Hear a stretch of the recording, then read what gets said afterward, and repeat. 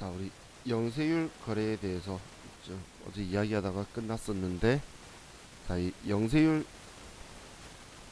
거래라는 건 얘는 0%의 세율을 적용을 한다라는 거죠.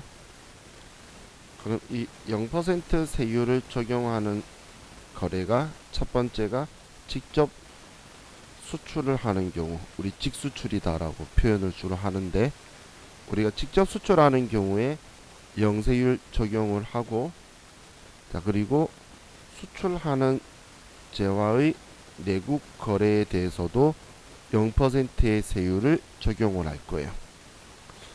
자, 그럼 우리는 우리 과세 거래를 하게 되면, 그러면 매출자가, 우리 공급자가, 매출자가 우리 거래 사실에 대한 증빙으로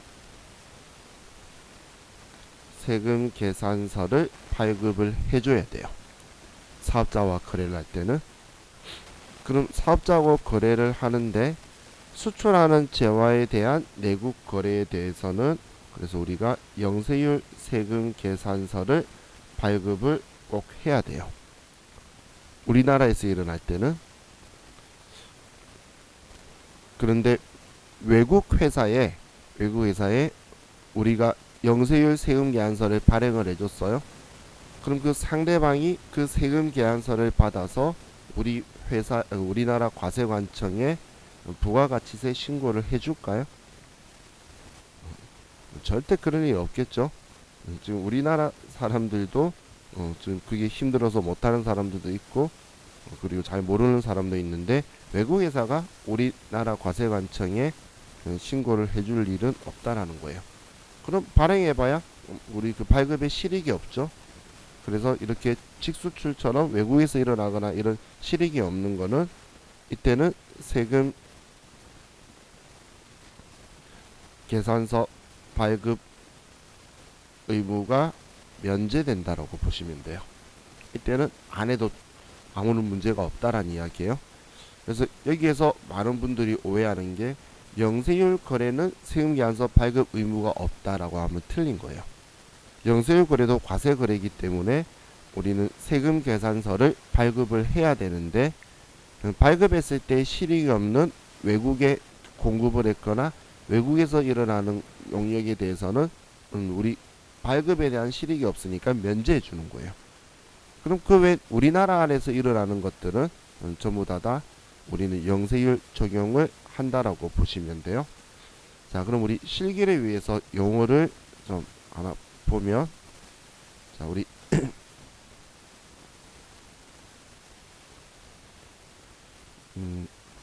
국내 업체가 있어요. 국내 업체. 자,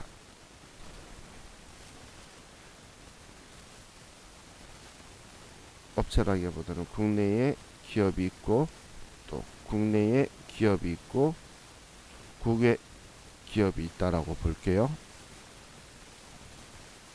그럼 자, 이 사람이 수출업자라고 봤을 때,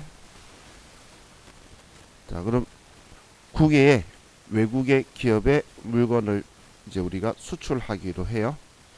그럼 수출하기로 서로 이야기를 했는데, 자, 그럼 뭐 예를 들어서 외국에 있는 회사가 저한테 100만원짜리 컴퓨터 100대를 사겠대요. 그럼 1억 원치의 물건을 사겠다 그러니까 뭐 당연히 저는 팔면 좋겠죠. 그럼 문제는 내가 돈을 먼저 받고 물건 줘야 될지, 물건 주고 돈을 받아야 될지라는 거예요. 나는 상대방이 누군지 모르죠. 외국에서 사겠다고 연락이 온 거예요. 그럼 물건 보냈는데 돈 못 받을 수 있으니까 돈부터 받아야 되겠죠. 근데 외국 회사도 뭐 이야기나 소문만 들었지, 내가 물건 안 줄 수 있으니까 돈을 먼저 안 줄 거라는 거예요. 그럼 둘 다 서로 돈부터 줘, 물건부터 줘, 서로 그러다 보면 결국은 거래를 못 하게 되겠죠. 그렇기 때문에, 자, 이 거래를 하기 위해서 먼저 이제 서로 계약을 하러 가는데, 자, 계약은 물건 사는 나라에 가서 하는 게 원래 원칙이에요. 계약은. 근데 우리나라는 그 자원을 수입하는 입장에서 바이어들이 외국을 많이 나가요. 자원이 없는 나라이기 때문에. 그래서 오해할 수도 있는데 일반적으로는 구매하는 나라에서 계약을 해요. 왜 구매하는 나라에서 계약을 하냐면 구매하는 회사가 그 돈에 대한 지급 보증을 서야 되는데 지급 보증을 서줄 은행이 물건 파는 나라에 없을 수가 있잖아요. 그죠? 근데 사는 나라에는 뭐 자기 주 거래은행이 당연히 있겠죠. 그렇기 때문에 매입하는 사람의 국가에서 거래 주로 계약을 하는 게 일반적이라는 거예요. 그럼 우리도 물건 사기 위해서 팔기 위해서 물건 산다는 국외 회사에 자, 이 회사에 우리가 이 나라로 찾아갈까요? 그러면 자, 이 외국 회사의 그 주거래은행에 가게 돼요. 주거래은행을 가면 이 주거래은행에서 LC구자라는 걸 터줘요. LC라는 말은 레터 크레딧이라고 해서 신용장이라는 말의 줄임말인데 LC구자를 트게 돼요. 그럼 LC구자에는 어떤 내용이 들어가 있냐면 우리 회사와 자 여기가 우리 회사라고 볼게요. 자 그럼 우리 회사와 우리 매입하는 회사 이 두 군데가 계약서에 적혀 있는 대로 이행을 하면 이 은행에서 우리 회사로 돈을 보내주겠다고 지급 약속을 하는 거예요. 이 외국 기업하고 뭐 신용 상태로 주든 아니면 돈을 예치해 두든 계약서대로 내가 이행만 하면 그냥 물건을 저한테 보내주는 거예요. 예를 들어 선적진도 조건이었다. 선적하고 그 사실을 확인된 증빙을 보내면 우리 회사 통장에 돈이 들어오는 거예요. 그럼 우리는 이 기업을 믿는 게 아니라 이 거래은행에 LC구자에 예치되어 있는 혹은 보증하고 있는 이 돈을 받을 수 있는 그 조건 때문에 그걸 믿고 우리는 이제 우리나라에 가서 물건을 만든다라는 거예요. 그럼 자 우리는 이제 우리나라에서 물건을 만들면서 자 국내에 있는 우리 원재료 같은 걸 공급할 기업들한테 물건을 사는데 부가가치세가 부담이 되는 거예요. 그래서 나 수출하는 물건이니까 영세율로 달라라고 했는데 자, 문제는 이 국내 기업들이 우리한테 물건 줄 때에 무작정 영세율로 줄 수가 없다는 거예요. 왜냐하면 내가 물건을 사서 수출을 안 하게 되면 또 다른 나한테 공급한 기업이 그 부가가치세를 물려야 돼요. 그래서 부가가치세 신고할 때에 0%로 준 거에 대한 증빙을 이제 같이 신고하면서 제출을 해야지 되는데 그럼 내가 수출한다는 증빙을 이제 마련해서 줘야 되겠죠. 그럼 이제 우리 회사도 우리 회사의 주거래은행으로 가요.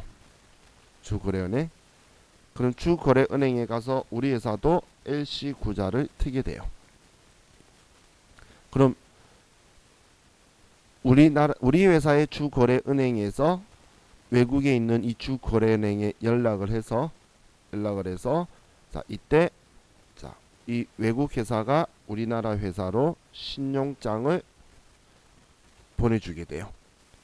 근데 우리 부가가치세법에서는 수출 신용장이다라고 하고 신용장이라고 하고 그런데 그 관세법이나 이런 쪽에서는 이걸 원신용장 혹은 본신용장이라고도 해요.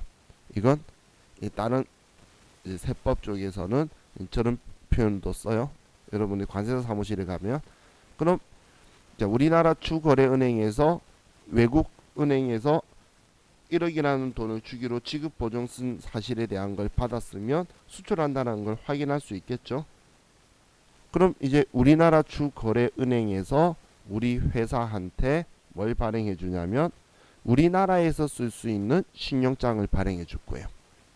우리나라에서 쓸 수 있는 신용장을 내국 신용장이라고 하고 이걸 영어로 우리 내국 로컬 그리고 신용장 레터 크레딧 LC라고 표현할 거예요.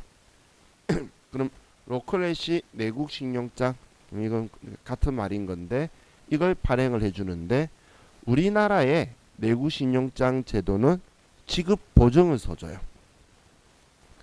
그런데 내가 우리나라 주거래은행하고 그 지급 보증을 살 만큼의 신용도가 좀 두텁지 않을 수가 있겠죠. 그럼 이걸 발급 못 받으면 영세일로 못 하게 되니까 그럼 부당하다는 거예요. 좀 힘들다는 거예요. 그렇기 때문에 그럼 우리 주거래은행이 우리가 수출한다는 사실은 아는 거죠. 그러면 수출한다는 사실은 아니까 우리 주거래은행장이나 아니면 외국한 은행장의 명의로 해서 구매 확인서라는 걸 발급받을 수 있어요. 이 구매 확인서와 내국 신용장의 차이는 지급 보증을 써줄 수 있다 없다의 차이다라고 보시면 돼요.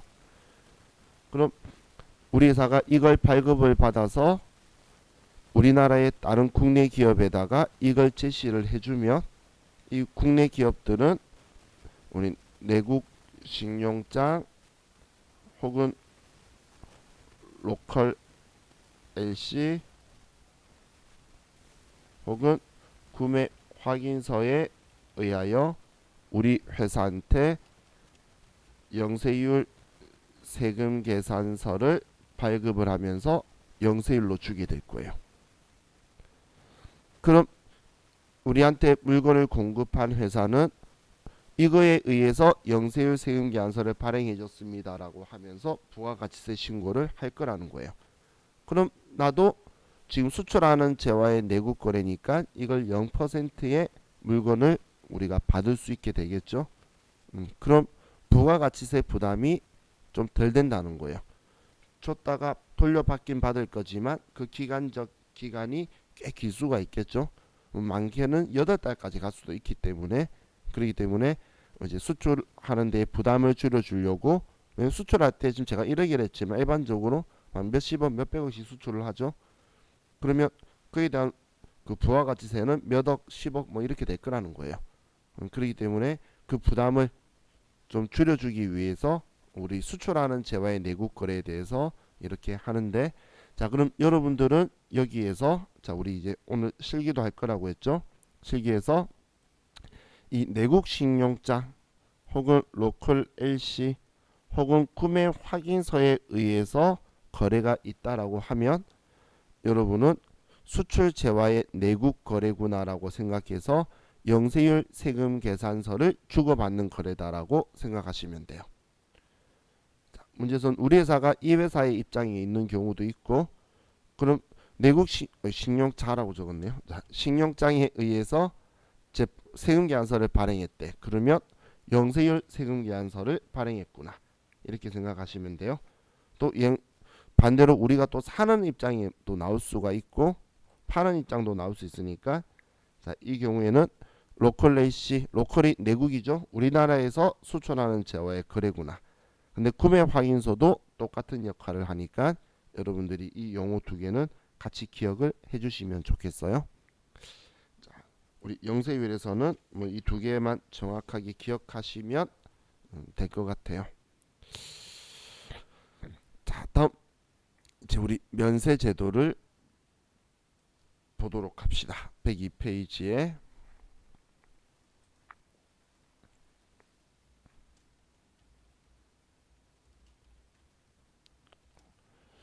자, 이 면세 제도에서 여러분들이 이제 오해하시면 안 되는 게, 자 우리 그 뭐 외국이나 아니면 뭐 공항 갔을 때 뭐 있는 면세점 있죠. 그 면세하고 이 면세는 다른 거예요. 그 공항 갔을 때 있는 면세점은 정말 각종 세금을 면제해 주는 면세점이고, 지금 부가가치세법에서 면세라고 하는 얘는 부가가치세 중에서 매출세액을 면제해주는 면세예요. 매출세액을 없이 사고 팔아도 된다라고 법이 규정하고 있는 물건을 이제 면세라고 하는 거예요.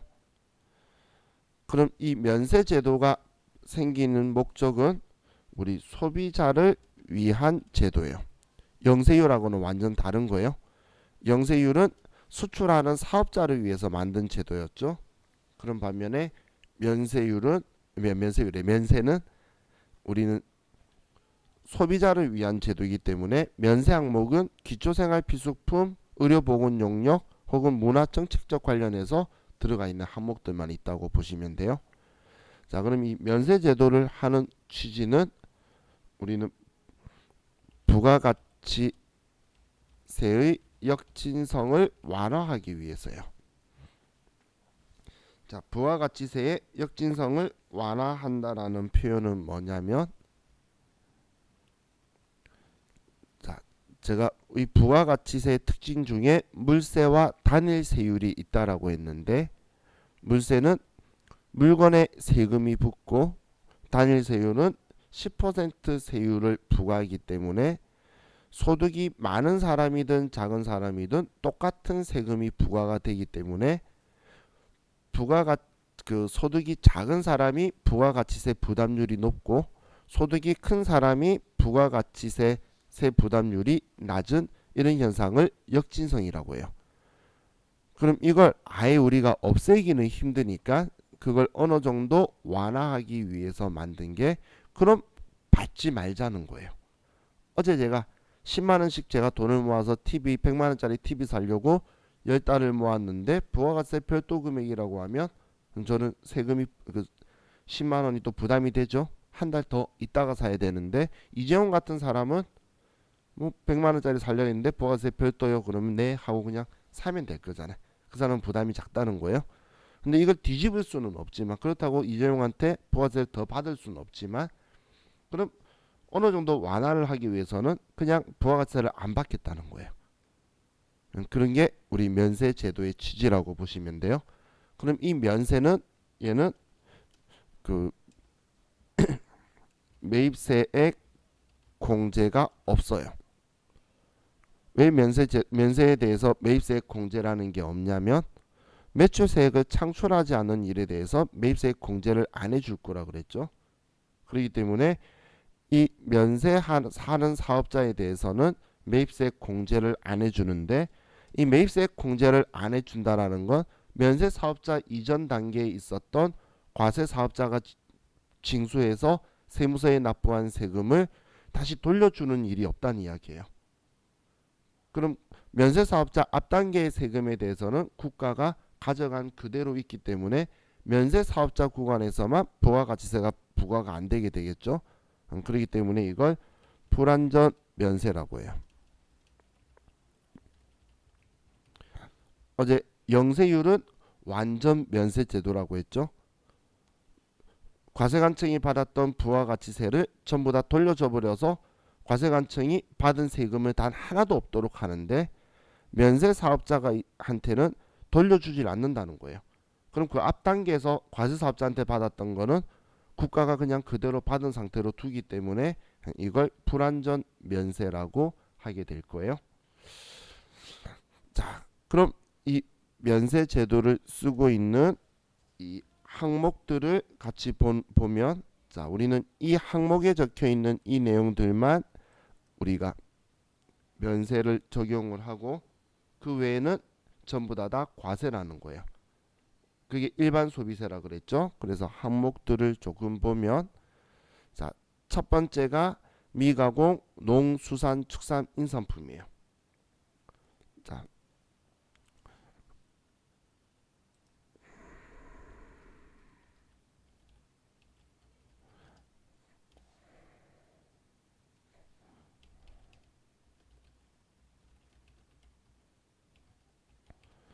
미가공 농수산축산인산품인데 식용에 대해서는 우리 국산이든 수입산이든 모두 다 면세인데 그런데 비식용에 대해서는 국산만 면세고 수입산은 과세예요. 그럼 이 미가공 농수산축산인산품이니까 우리 농산품에서 뭐 쌀이라든지 아니면 그 우리 농민들이 만든 것들 있죠. 혹은 생선이라든지 수산, 축산은 우리 돼지고기, 소고기 뭐 이런 거라든지 아니면 인산품은 우리 과일이라든지 아니면 꽃이라든지 이런 것들이기 때문에 그럼 이것만 취급하는 사업자의 형태가 자, 우리 농산물 때문에 쌀집이 면세 사업자예요. 쌀집이. 그리고 수산물 때문에 우리 생선 가게도 우리는 면세 사업자고, 정육점도 면세 사업자고, 과일 가게도 면세 사업자고, 그리고 꽃집도 면세 사업자라는 거예요. 지금 이것만 취급하는 이 사업자들은 전부 다 면세 사업자라고 보시면 돼요.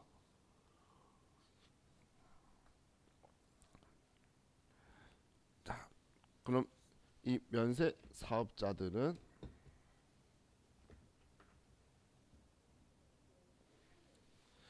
부가가치세를 받을 수 없는 사업자예요. 면세품만 팔기 때문에. 그래서 자, 면세 사업자는 사업자의 적격 증빙은 세금 계산서가 아니고 세금을 뺀 계산서를 주고받을 거예요. 이 사람들은. 자, 지금 제가 이걸 쓴 이유가 이제 나중에 우리 실기를 할 때 직원들 구내식당에 쌀도 살 거고 생선도 살 거고 거래처에 접대하려고 갈비 세트를 살 거고 과일 바구니 살 거고, 그리고 우리 직원이든 거래처든 화환 보낼 거예요. 그러면 면세 사업자들한테 이 물건을 샀구나라고 또 인지를 하시면 좋겠죠. 자, 그리고 또 이제 우리 수돗물, 물 없으면 못 살죠. 지금 기초생활 필수품들이에요. 또 연탄, 무연탄. 지금 현재 여러분들 난방을 이 추운데 연탄으로 하시는 분 있으신가요? 지금 현재 없죠. 그죠? 난방은 뭐 집에서 고기 구워 먹으려고 연탄불 뗄 수 있는 집은 부르주아고 그죠? 그렇게 하면 맛있지만 없죠. 이건 우스갯소리로 연탄 구이집이 있고 숯불고기집이 있죠. 연탄 구이집이 많이 없는 이유가 연탄 구이집을 하면 1년 이내에 거기 있는 일하는 사람들이 전부 다 연탄 가스에 중독이 되어서 일을 못 한대요. 웬만한 환기 가지고는 안 돼서 연탄 고기가 불 관리도 편하고 고기도 맛있는데 거기에 나오는 가스 때문에 안 된다 그러더라고. 근데 이 연탄을 난방용으로 쓰시는 분한테는 연탄 한 장 한 장도 소중할 텐데 이게 부가가치세가 있으면 부담스럽다는 거예요. 저도 2010년 초반 정도까지 봉사활동 갔었었는데 그때 연탄이 한 장에 200원 했었어요. 근데 그 200원 하는 게 예를 들어 2,000원 가지고 폐지 주는 할머니가 그 폐지 리어카 한 박스 다 해도 2,000원 뭐 정도 못 받는다 그러더라고. 그럼 그거 다 해가지고 2,000원 받았다고 봤을 때 그럼 연탄 10장밖에 못 사죠. 하루 종일 그 해가지고. 그런데 부가가치세 별도라고 하면 9장도 못 산다는 거예요. 그렇기 때문에 이제 이 부가가치세를 부담을 없애려고 하는 거고, 우리나라는 석유가 안 나는 나라이기 때문에 우리나라에서 나는 석탄이 무연탄이에요. 유연탄은 저기 외국에서 그 기름 나는 나라에서 나오는 거고, 그거는 그 고화력, 그래서 뭐 시멘트 소속로나 화력 발전소에 쓰는 건데 그건 과세고 그냥 무연탄이에요. 또 여성 생리 처리 위생용품, 뭐 생리대라든지 아니면 영유아용 기저귀라든지 분유라든지 이런 것들 많이 들어가죠, 소비가. 그럼 부가가치세가 있으면 부담된다는 거예요. 이게 좀 의아한 게, 전에 제가 깜짝 놀랐던 게 몇 년 전이었나, 그 여성 생리대에 대해서 부가가치세를 없애야 된다고 뉴스에 나오는 거예요. 그것 때문에 데모하는 거, 시위하는 게. 그래서 내가 잘못 알고 있었나? 라고 봤는데 그게 미국이더라고. 미국은 아직까지 그게 과세하고 있나 봐요. 그래서 그거 없애야 된다고 하는데 전 세계 웬만하면 다 많이 사용되는 이런 규정이나 이런 것들은 전부 다 면세를 하고 있어요. 자, 근데 이 부가가치세는 우리 소비자하고 밀접한 연관이 있기 때문에 그 국민의 조세 저항이나 건의가 많으면 그걸 반영을 해줘요. 그래서 지금 적혀 있는 분유, 이것도 과거에는 가루로 된 분유만 면세였고, 액상형은 저도 액상형 본 적은 한 번도 없는데 근데 액상형 분유가 좀 많이 쓰나 봐요. 그래서 액상형 분유도 많이 쓰기 때문에 이거에 대해서도 이제 면세를 하라라는 국민들에 대한 건의가 요구가 많았기 때문에 액상형 분유도 이제 면세로 들어왔어요. 이것도 많이 쓰나 봐요. 근데 액상형 분유가 어떤 건지는 모르겠어요. 저는 본 적이 없어서. 그래서 가루 분유는 뭐제 중학교 때도 맛있다고 사 먹었기 때문에 알겠는데, 자, 또 이제 여객 운송 영역, 지금 기초생활 필수품 이야기하고 있는 거죠. 우리 대중교통이라고 말하는 지하철, 버스, 그리고 시외버스, 그리고 뭐 기차, 새마을 이런 것들은 우리는 면세 적용을 받는데, 자, 우리 택시라든지 비행기라든지 고속철도라든지 그런 것들은 우리가 빠르게 편하게 가려고 쓰는 거죠. 그런 것들은 과세예요. 근데 버스에서 제 어릴 때는 그 시외버스는 면세고 고속버스는 과세였어요. 과거 옛날에는. 그래서 저는 친구들이랑 같이 그냥 웃으면서 공부할 때 남부터미널은 면세고 강남 고속터미널은 과세다라고 이야기했었는데, 그런데 우리 시외버스하고 고속버스하고 일반 45인승 버스는 차이가 없죠. 별로 차이가 없다 보니까 이제 그 형평성이 안 맞아서 고속버스도 그냥 45인승 일반 버스까지는 면세고 우등고속에 대해서는 과세예요. 우리 우등고속에 프리미엄 버스 이런 것들 있죠. 그래서 시외버스 터미널에서도 이제 우등고속하고 그런 것들은 과세가 된다라고 보시면 돼요. 그래서 좀 편하게 움직이기 위한 그 부가가치들은 다 과세인 거고, 기초적으로 우리가 움직이기 위한 부분들에 대한 건 면세를 하고 있다라고 보시면 돼요. 근데 우리 전세버스 있죠? 전세버스는 그 버스 기사 아저씨가 일반 과세 사업자예요. 심지어는 여러분들이 야유회를 갔죠? 회사에서 뭐 등산이나 이런데 버스 대절해서 갔어요. 그럼 끝나고 돌아오면 회계 담당자가 나라면 나는 버스기사 아저씨한테 세금계산서 발행해달라고 해야 돼요. 그럼 그 아저씨가 사업자 등록증 보내달라고, 옛날에는 명함 주면서 팩스 보내달라고 그랬고 요즘 이메일 보내달라고 하면 그걸로 그 아저씨가 세금계산서 발행해줘요. 근데 최근에는 버스기사 아저씨가 이렇게 말한대요. 법인카드 있냐고 하면서 휴대폰에다가 카드 한 방에 꽂아버린다 그러더라고. 그래서 바로 그냥 법인카드로 버스비를 결제해 주신대요. 그런 것처럼 그분은 그냥 일반 과세 사업자다. 전세버스는 이렇게 생각하시면 돼요. 자, 다음 국민후생 용역에서 보면 의료보건 용역. 자, 의료보건 용역은 사람이 아프다고 해서 아파서 병원에 가는데 부가가치세가 부담이 되면 안 되게 되겠죠. 그래서 우리나라는 그 의료 혜택에 대해서 전국민 보편화는 좀 세계적으로 잘 되어 있다는 생각은 아마 외국 가서 조금 아파 보신 분들은 다 아실 거예요. 그죠? 그 가서 병원 가다가 살짝 한번 물어보세요. 외국 가서 이거 주사 한 방 맞는데 얼마인지. 그럼 여러분이 깜짝 놀랄 거예요. 그게 의료보험 제도에 적용이 안 돼서 주사 맞으면 일반 그 감기 몸살 주사 맞는데 18만 원인가 20만 원 돈이에요. 우리나라 돈으로. 그 꽤 비싸요. 근데 그때 그죠? 유로가 120유로, 130유로인가 했었으니까 주사 한 방에. 그래서 그만큼 비싸요. 근데 우리나라 의료보험 용역은 그 면세인데, 자, 병원에서 하는 것 중에 면세 적용을 못 받는 게 뭐냐면 미용 목적 성형. 미용 목적 성형은 우리 의료행위라고 표현 잘 안 하죠. 그죠? 그런 거는 과세예요. 근데 성형 중에서도 치료 목적 성형은 면세예요.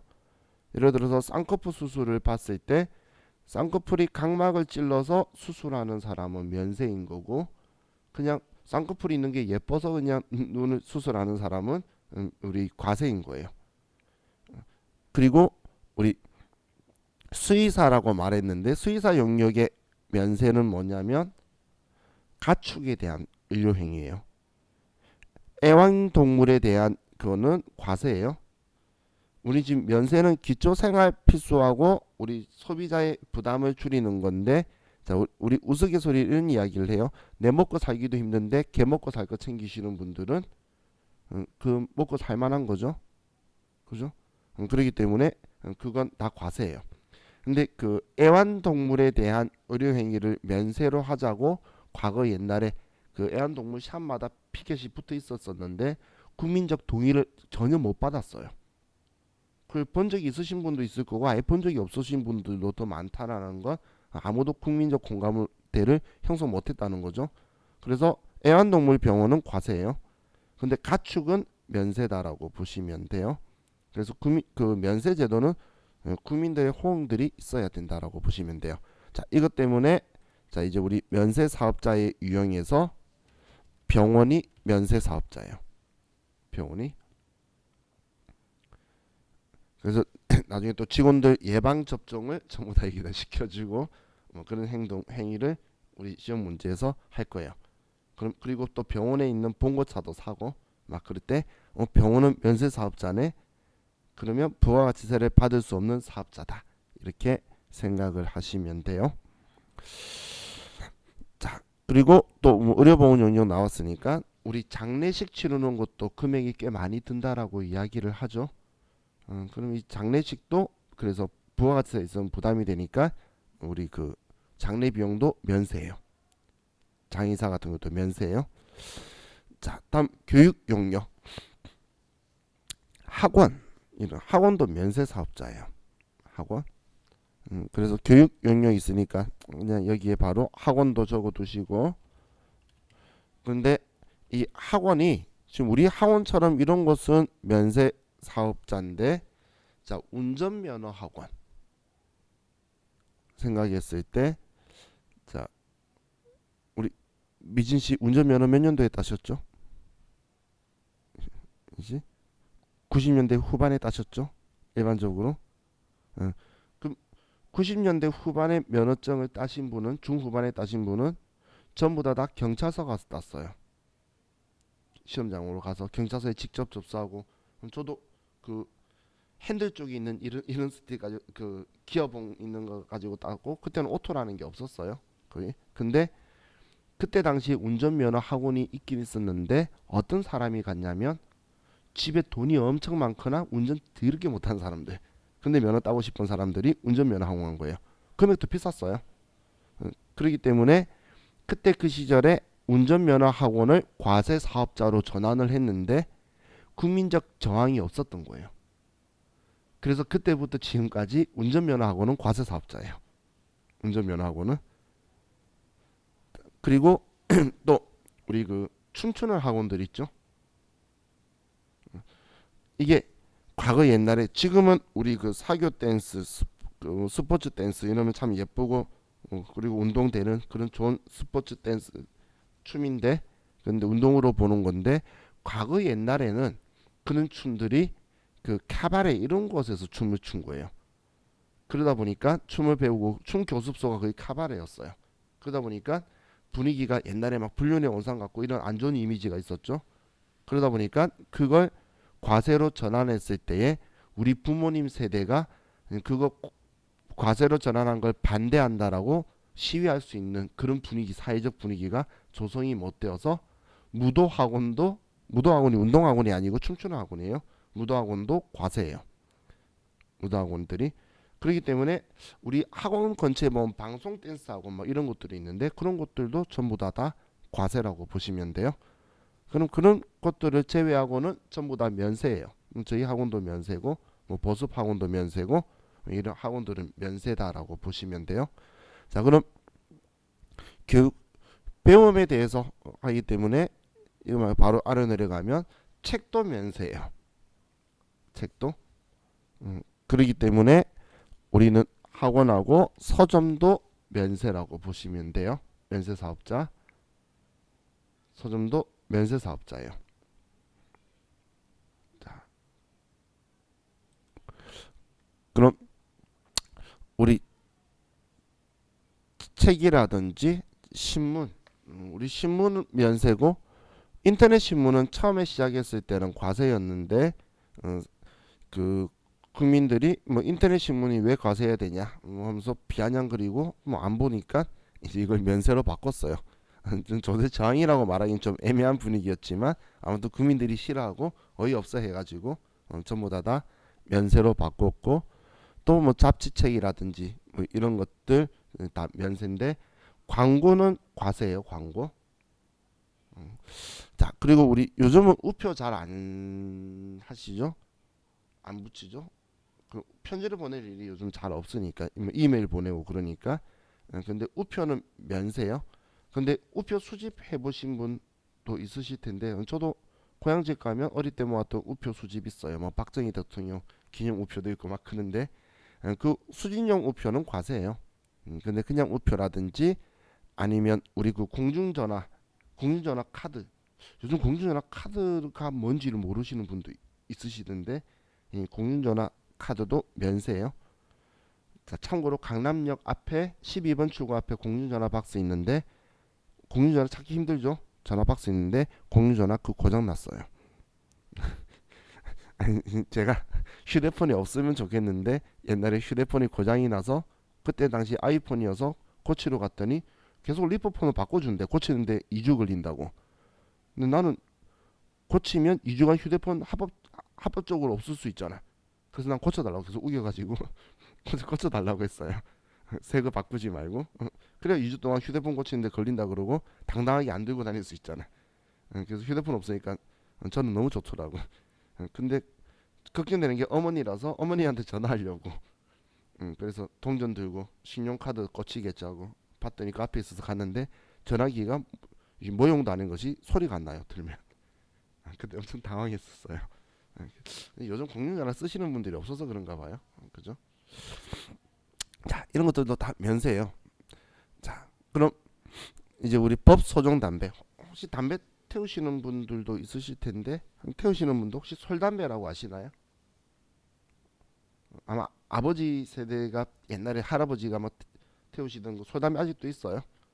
근데 그 솔담배가 그 담배 만드는 데에 150원인가 보다 더 많이 들면 그 다른 이제 세금들이 붙기 때문에 지금 4,500원에 피는 거고 150원보다 작게 들어가면 세금들이 다 빠져버려요.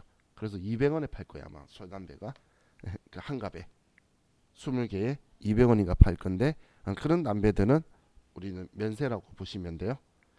자, 그리고 예술 창작품, 뭐 문화행사, 아마추어 운동 경기, 여러분들 그 프로야구는 과세고 아마추어 야구는 면세라고 보시면 돼요. 대학농구 면세고 프로농구는 과세고. 자, 그리고 도서관, 과학관, 박물관, 미술관, 동물원, 식물원. 자, 여러분들 동물원 잘 가시나요? 저도 식물원은 잘 안 가는데 동물원은 좀 좋아해요. 제가 한 3년 전, 3년 안 돼, 넘었구나.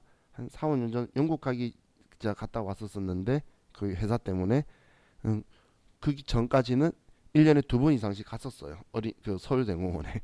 저는 동물 보는 거 좋아해서 그 동그라미 삥 한 바퀴 돌고 가운데로 올라갔다가 리프트 타고 내려오면 딱 하루 코스인데 근데 그 바로 옆에 서울대공원이 있죠. 죄송해요. 그 서울랜드가 있죠. 서울대공원 바로 옆에. 그럼 놀이시설하고 동물원하고 분리되어 있는 거 많이 보셨을 거예요. 웬만한 곳이 그 두 개 분리된 있는 게 그 동물원만 해야지 면세지 윤락시설 그런 놀이기구들하고 같이 하면은 과세로 바뀌어요.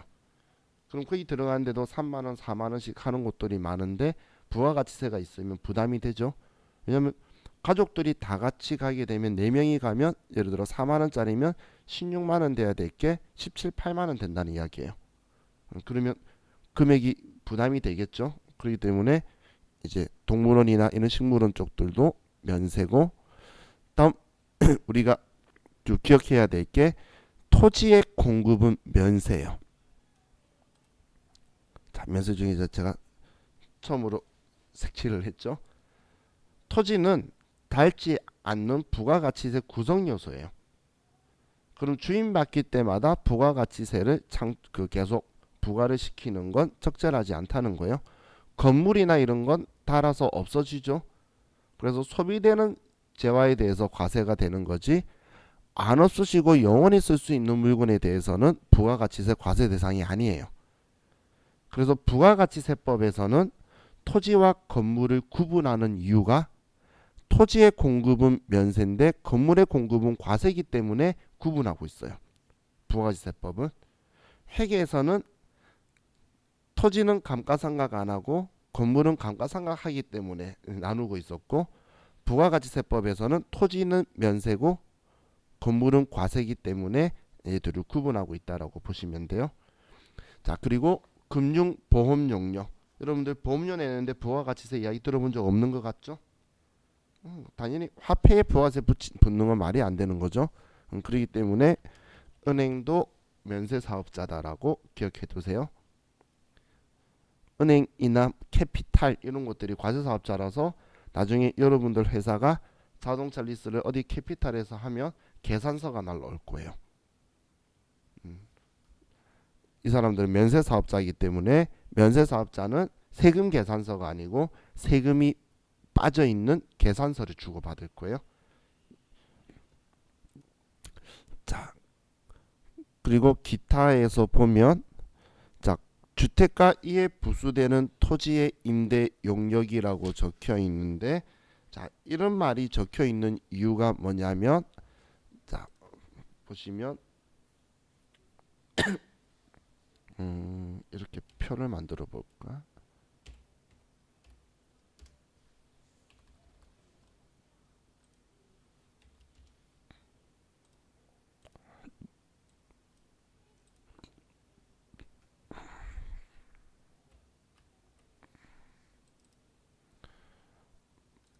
네.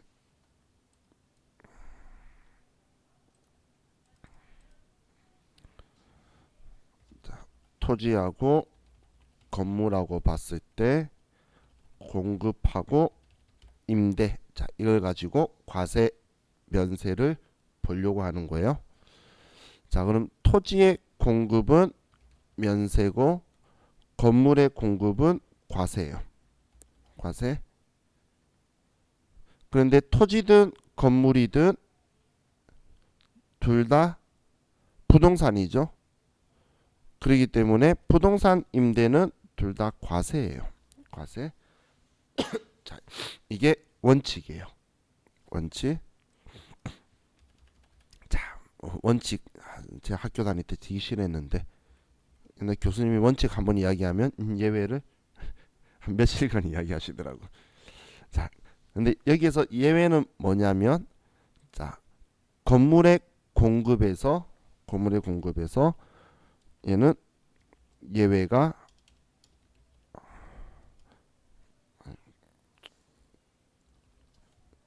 좀 커야지 되겠어요. 예외가 국민주택 규모 이하의 주택 이거에 대한 공급은 우리 면세예요. 자, 우리 국민주택 규모가 85제곱미터예요. 제곱미터를 어떻게 쓰지? 모르겠다. 제곱미터라고 생각을 하세요. 그래서 85제곱미터가 국민주택 규모예요. 그래서 여러분들 아파트 보면 84제곱미터 엄청 많이 봤을 거예요. 84, 85. 그죠? 그 많이 본 이유가 여기까지 면세거든. 국민주택 85제곱미터가 아파트 옛날 평형으로 하면 한 32평형 정도 돼요. 작지 않아요. 그럼 일반 가족이 살만한 집이죠. 30몇 평이면. 저도 어릴 때 국민주택이 17평인 줄 알았어요. 근데 32평인 거 보고 국민주택이 왜 이리 커 그렇게 생각했는데 근데 이걸 이렇게 생각하시면 돼요. 서울에 웬만한 2, 30평대 아파트는 3억에서 6억 사이 정도 넘어가죠. 그게 좀 외곽이지 중심은 더 비쌀 거고. 그럼 방금 3억 6억이 작은 돈이 아닌데 그 돈의 10%가 붙으면 6억 6천이고 3억 3천이에요. 부가가치세가 6천 3천이면 엄청 크잖아요. 그렇기 때문에 자, 이거에 대해서는 면세를 해주고 있는 거예요. 자, 그리고 자, 또 건물의 임대에서 자, 여기에 자, 보면